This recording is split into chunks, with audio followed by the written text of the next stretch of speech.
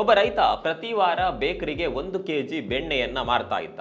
ರೈತನಿಂದ ಬೆಣ್ಣೆಯನ್ನ ಖರೀದಿಸಿದ ಹಲವಾರು ವಾರಗಳ ನಂತರ ಬೇಕರ್ ಅದು ನಿಜವಾಗಿಯೂ ಪೂರ್ಣ 1 ಕೆಜಿ ಇದೆಯಾ ಅಂತ ಖಚಿತಪಡಿಸಿಕೊಳ್ಳಲು ಅದನ್ನ ತೂಕ ಮಾಡಲು ನಿರ್ಧರಿಸ್ತಾನೆ.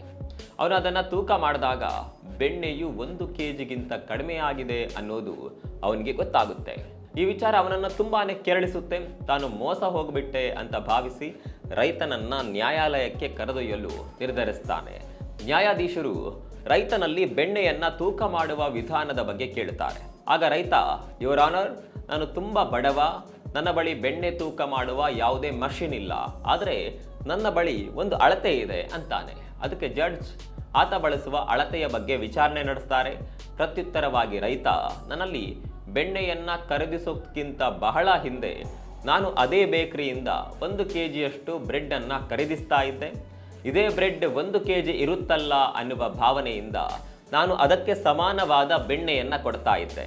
ಈಗಲೂ ಅಷ್ಟೇ ಅದೇ ಬೇಕರಿಯಿಂದ ತಂದ 1 ಕೆಜಿ ಬ್ರೆಡ್ನ ಮುಂದೆ 1 ಕೆಜಿ ಬೆಣ್ಣೆಯನ್ನ ಸಮಾನವಾಗಿ ಇಟ್ಟು ಅದನ್ನ ಆತನಿಗೆ ಕೊಡ್ತಾ ಇದ್ದೇನೆ ಅಂತ ಜಡ್ಜ್ ಬಳಿ ಹೇಳ್ತಾನೆ.